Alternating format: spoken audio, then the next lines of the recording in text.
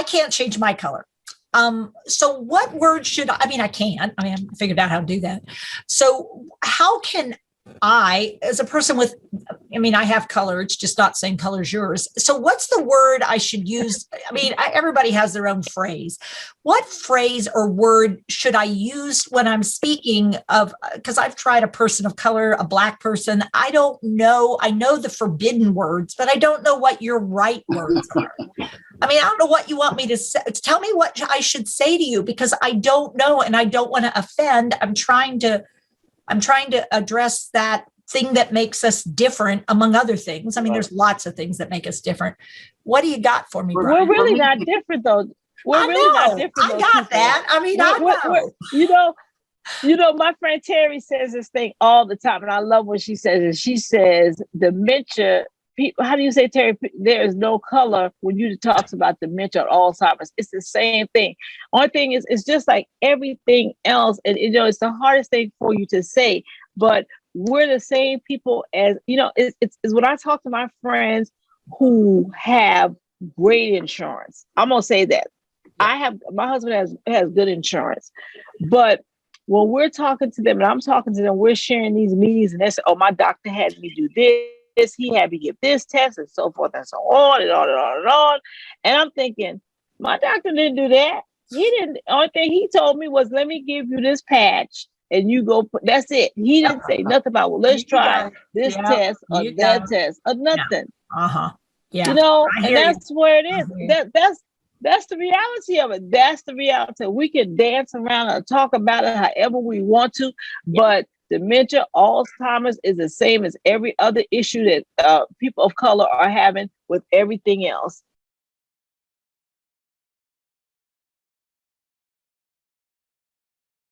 Yeah. It's just that it's just that now we're just like every other disease, we're on top of it so hard that if you don't sit down and say, you have to do better, you can live with this. You can do better. I tell people you can do better.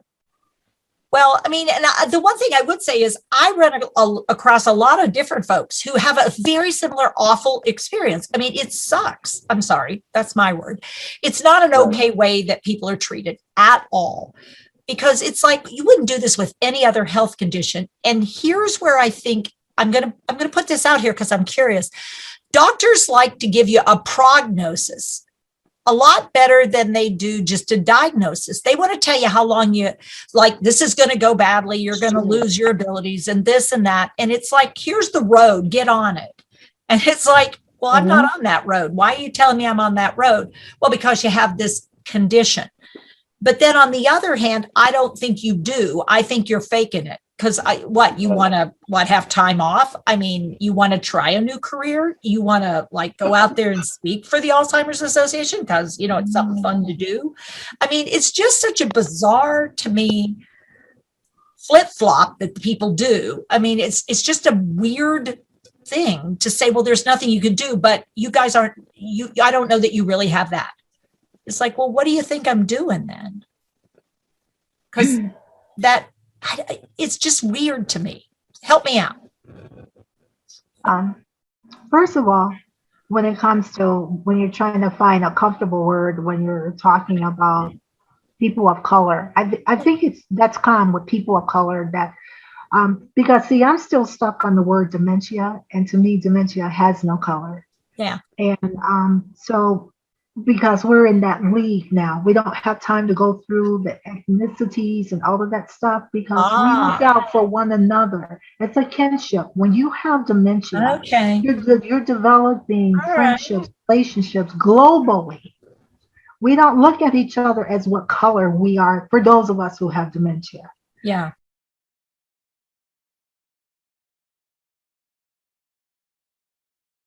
Because we're looking at what can we do to get through this day to the end of our life. And if the doctor has not, that comes in time with personalities and how much we know or how confident we are. And sometimes getting that diagnosis and no one has given you any positive feedback other than you're going to die or get your affairs in order and this is a terminal disease. Well, all of us have heard that. But considering there's people 37, 46 that has dementia, it's a different game now. Yeah. And so therefore the doctors have to step up their game, because this could be someone that's the same age as them or their son or daughter. So the urgency to get this corrected is right there. The whole goal is that if anyone has this diagnosis and if they've taken the test for it, we're not just talking about, oh, okay, this is your diagnosis and you haven't been tested, but you've been tested. You're going through the motion of whatever is happening to your body, and it's a progressive disease. But there is no one, I think, that will want to act like they have this disease when it's horrible.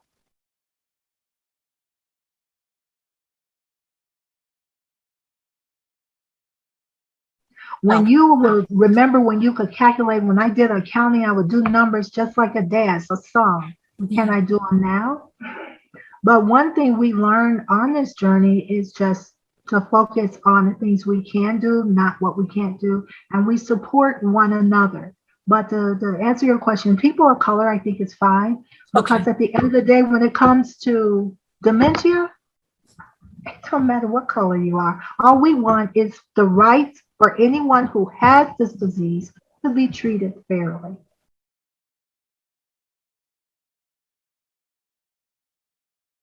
And for us, we suffer a lot because we're not, but we don't get stuck on that either. I'm not stuck on that.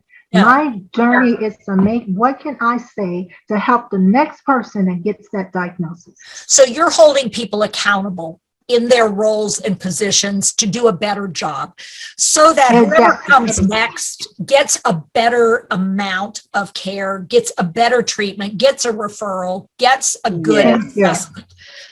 Because that's the difference you can make. And that's what can make a difference for people, is that you're there. Yeah, you may have done it before, but we're not doing this anymore. I'm asking you to step up and do better because you can do better. Come on. You guys could do better in medical provider. Yes. Thank you. Okay. Yeah, that's huge. That is huge. Brian, what's on your mind? Because I've heard you speak so many times. I know there's something up there because I know you got a message to share out. Oh, there is so much up there. But the one thing I wanted to say was Us Against Alzheimer's developed a tool about 3 weeks ago. It's a 20 questionnaire about dementia and Alzheimer's. It's anonymous. It's free. You can call in. You get your results.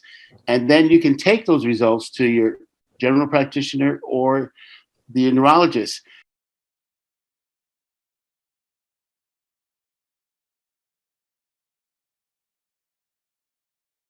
The problem is that when you go see a doctor, they have 15 minutes to sit with you, and they never do any kind of mental status or anything like that because they just don't have the time. But now you have a tool to give them to assist them with helping them, realize what's going on, and then educating them so that they can make referrals to everyone else. I prefer the term Black. Okay. I went to South Africa 2 years ago and did some memory cafes and was politely told by the people that we are not African Americans. We are Americans and we're Black. You've been in the U.S. too long, honey. You don't qualify. Don't use that. Don't use that. You're a little too in the system for that to work. You've been here too long. You're just American. Exactly. Yeah, I mean, quit already. Yeah, you don't qualify anymore. When I got diagnosed, I did a lot of research, and I was alarmed to find that African Americans were diagnosed at twice the rate that the general population was. I became an advocate and a public speaker, and I can't tell you how many conferences I went to where I spoke, and there was not another single African American who self-identified as having dementia Alzheimer's until I met Terry. She's the first one.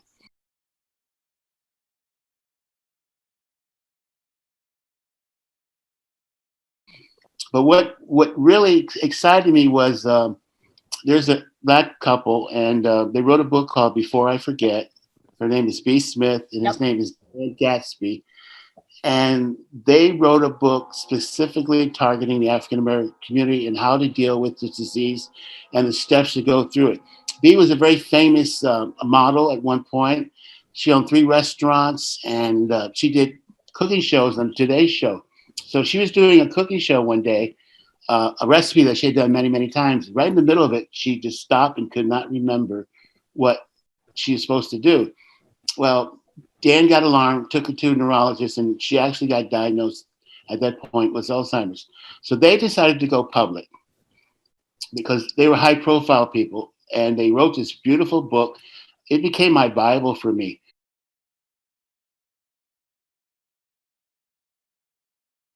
So they came to Charlotte to do a book signing. When I read about it, I was so excited. I thought, oh my God, I'm finally going to meet someone else who has Alzheimer's. So they did a presentation.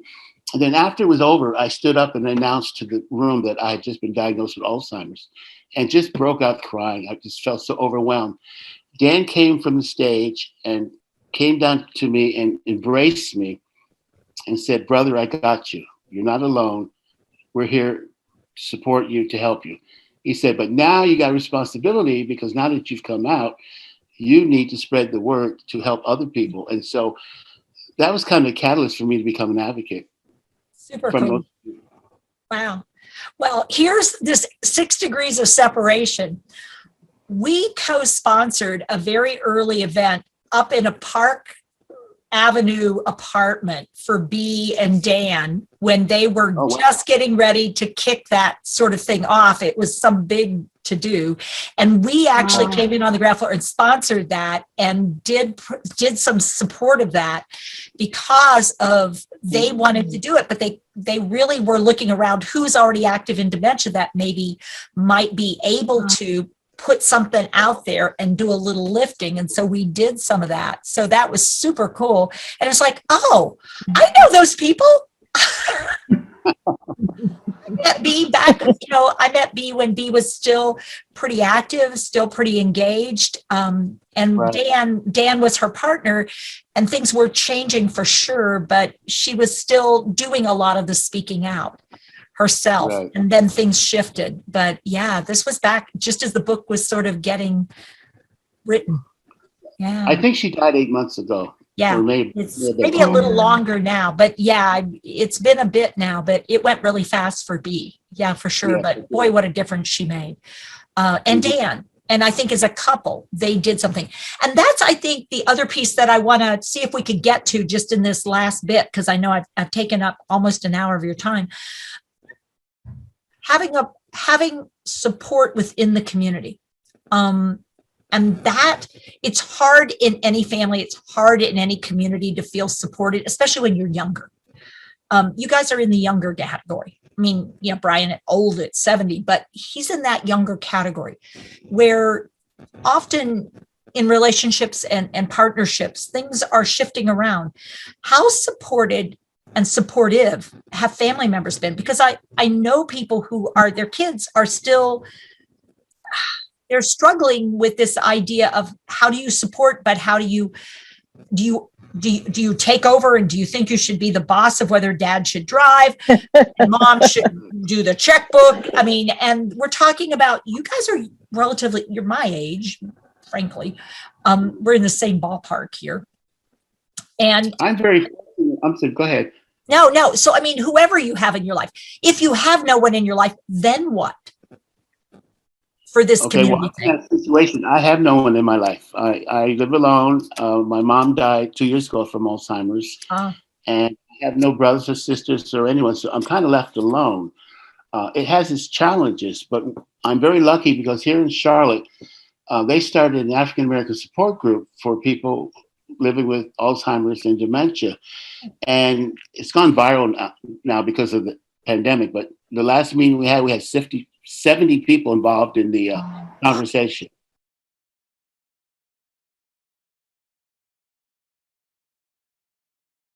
Yay. And so it was a wonderful way to reach out to people. And this is kind of the first time they've been given information on how to behave, what to do, what to say, what not to say.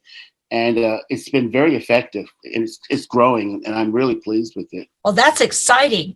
Brian, what's if I ask you and send for the information, would you share that viral resource? I mean, not viral resource. We don't need more viral resources. We need the resource that went viral.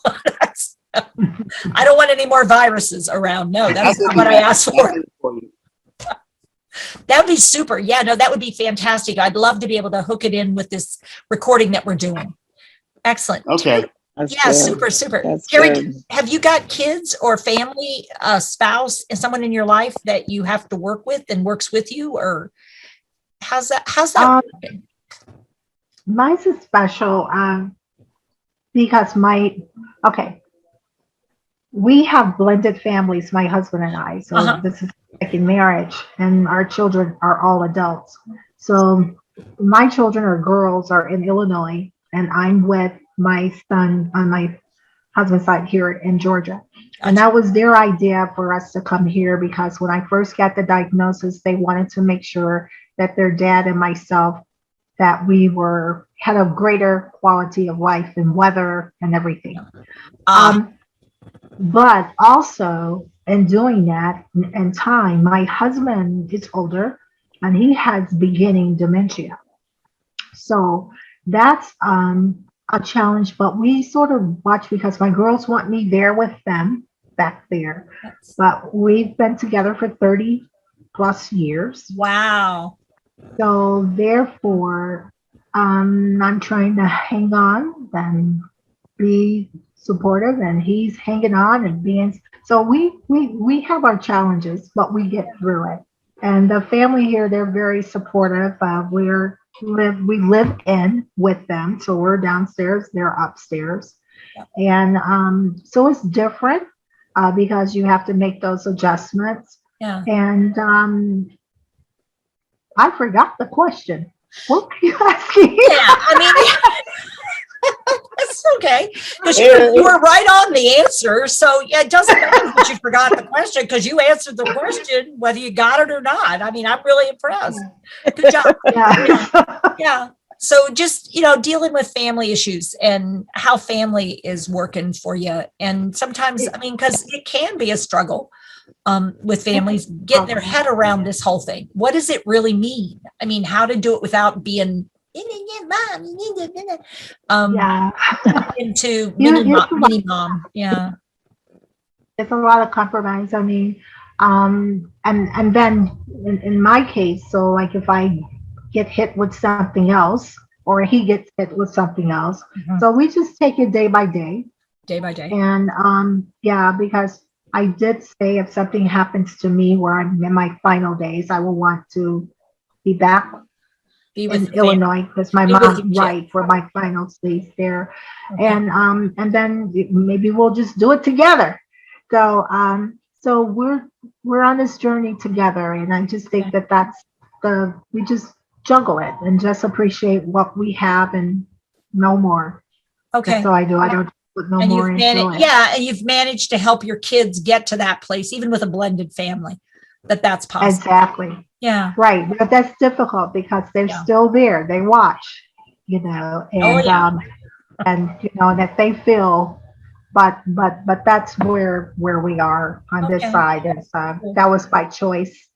And if I get where I don't know what is a choice, then that's different. We'll just address that. But for right now, he and I, because he's older, and like I said, he has beginning dementia, and we work as a team. Yeah. We watch out, almost like the kids. Oh, you stole that candy! I'm gonna tell. Do that. I have heard Brian say before. He has on occasion pulled the dementia card and played it. Right. I have heard him tell the story just once. He and Brian LeBlanc together, the two of them, bad boys of dementia. So for each other. We cover each other. We cover for each other. Yeah. Yeah. So I know I could go to Arthena, I could ask you the same question, but I actually have one more little question. Faith communities. Historically, now I know things are changing dramatically. Faith communities used to be the bedrock, and the matriarchs in the faith communities, because I'm from West Virginia, North Carolina. There are a lot of Black people or people of color in North Carolina, and I've been very active with people of all colors. It's just my way. I don't ride another way. That's my ride. So communities of faith, communities of faith have always been sort of the place to go. But then at the same time, when it comes to dementia, man, it's like a forbidden word to talk about it. And then places of faith also have boundaries and markers and different faiths. And we know that there are a lot of different faith communities now. It used to be, Southern Christian, Baptist, different Episcopal, Methodist Episcopals, yeah. And now we're talking, Muslim, we're talking Farsi, we're talking many groups that have such different faith communities. What is that doing to the Black dementia phenomena? Does it make it richer? Does it spread it thinner? What's the scoop? Do you guys have a sense of that? For me, I have issues with the faith community. During the AIDS epidemic, the Black church turned its back on gay Black men who were dying of AIDS.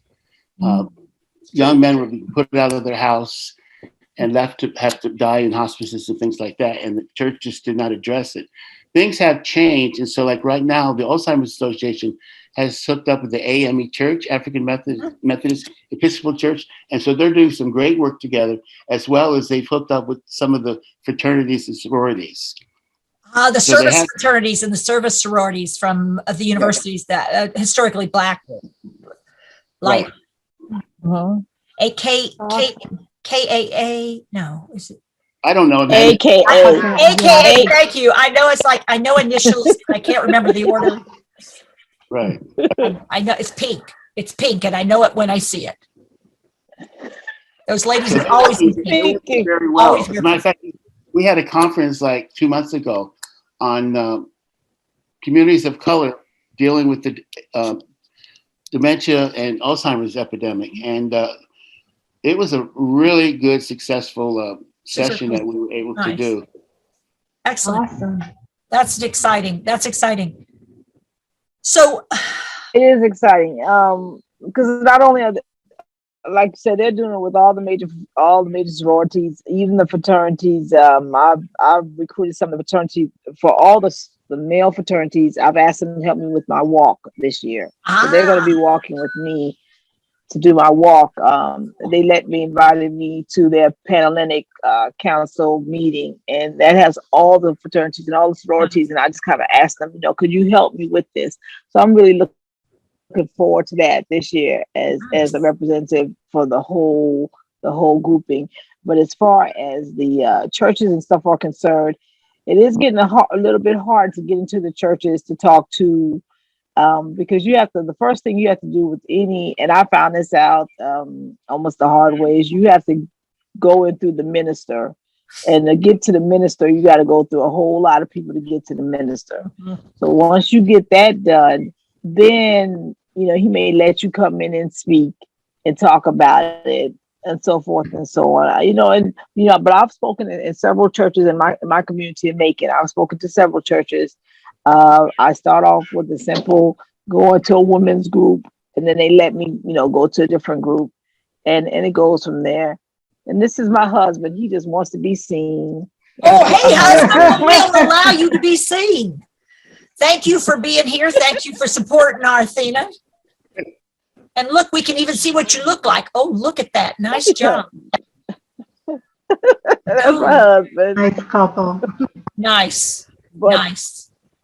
But so that whole thing starts, and it's just so hard. The whole thing is just so hard because I've heard someone say that ministers don't want you to come into the churches because it takes away from another cause, something else that may be going on. And that may be an issue too. So if you get into the church and you get that understanding, I've actually gotten in with two faith-based issues right now who are now pushing into the churches. Okay. So with that being said, they're doing something as small as they have the minister now give a separate sermon to people with dementia, a shorter and more vibrant sermon for them, instead of having a long prayer and not long and drawn out stuff. Right. And that's what they're trying trying to do to get, and they have like, I think 12 churches just in my area and in an Nice. up Atlanta area. So that's what they're trying to do, to say, you know what, you don't have to change your church. We just need you to change How the you way that you support. preach to people. How do you support? Right. Okay, cool. How do you support this disease? All right. So we're really trying hard, because like I said, you have to go into the church. You have to go into the church. And not only do you have to go into the church, but you need to go into the younger people, because as I said, the younger people see it. They know what's going on, but they're accepting it and saying, "Oh, okay, that's okay. That's not what we want. We want them. I that's not what I want. I Right. want them to be just like my daughters. I have 2 younger daughters, and I want them to say, you know what can I do?" Because once my daughters realized what the issue was, both of my daughters, are military. And what they've done is, in the military communities that they live in, they've started walks, and All they've right. had people and had discussions and stuff. One lives all the way out in South Dakota. The other one is in Tampa, Florida.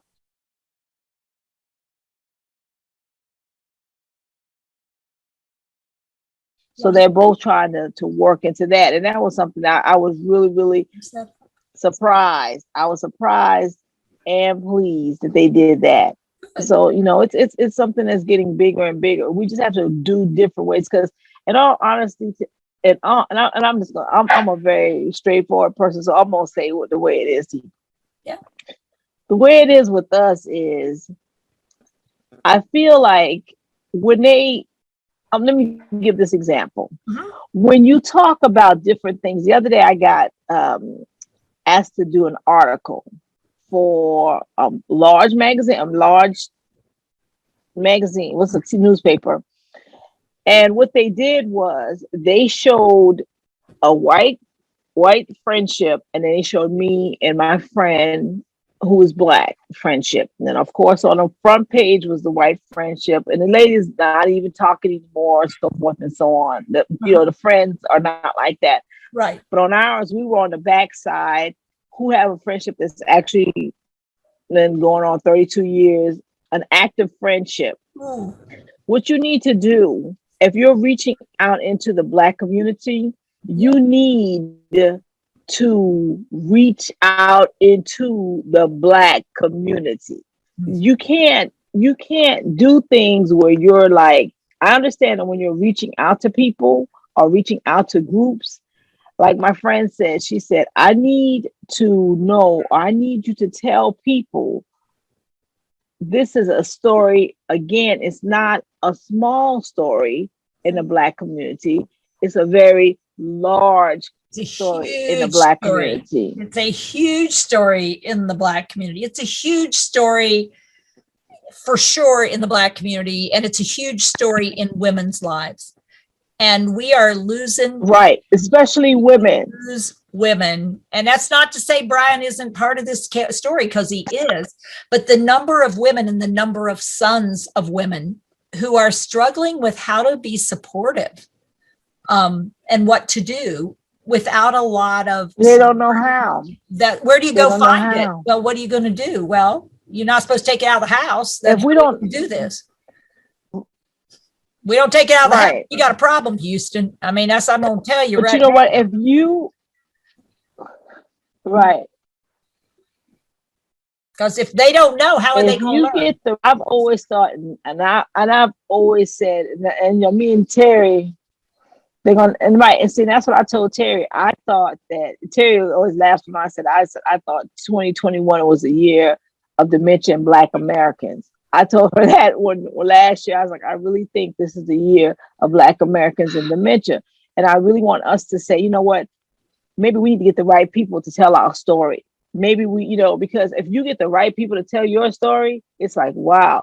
So I look at everything that comes about. I look at when famous actors, I look at when famous actresses and so forth and so are dying of dementia. You know what, there's more people dying of dementia every day than you know. But when you get something that's like, okay, we're talking about so-and-so died. It's like, oh my God, he died, then it becomes a big issue. Yeah. But if someone's small, it's like, oh, did you know so-and-so died? It's the same story. It's the same story. And until we as people reach out and say, you know what, we have to treat this as a disease. It's not about the color of your skin, but it's all the same disease. I keep saying that over and over. It's the same disease. It is. And the thing that's so sad about it was we're dying at a rate that's 4 times higher than everybody else, and we're still looking at it's just the same disease. Yeah. Well, they just get old and they die. It's like, no, they don't. They get dementia. And if we don't support differently, that's not going to look a whole lot better for anybody. You've got to figure out how to change the support. I can't fix the disease right now. Sure can change how it feels to live with it, though, if I choose to make different choices.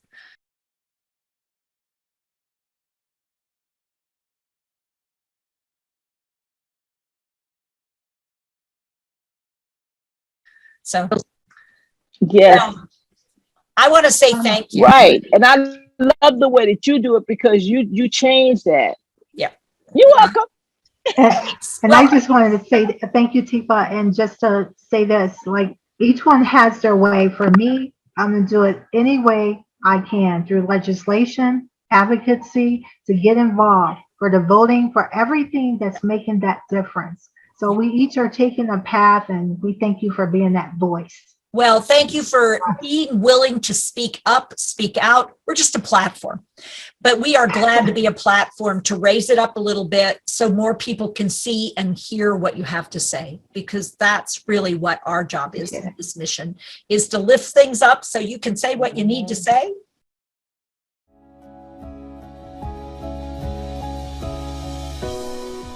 Hey folks, thanks for watching. Please like and subscribe to help us spread Teepa's positive approach message around the world. And don't forget to click the bell to get notified when new videos are posted.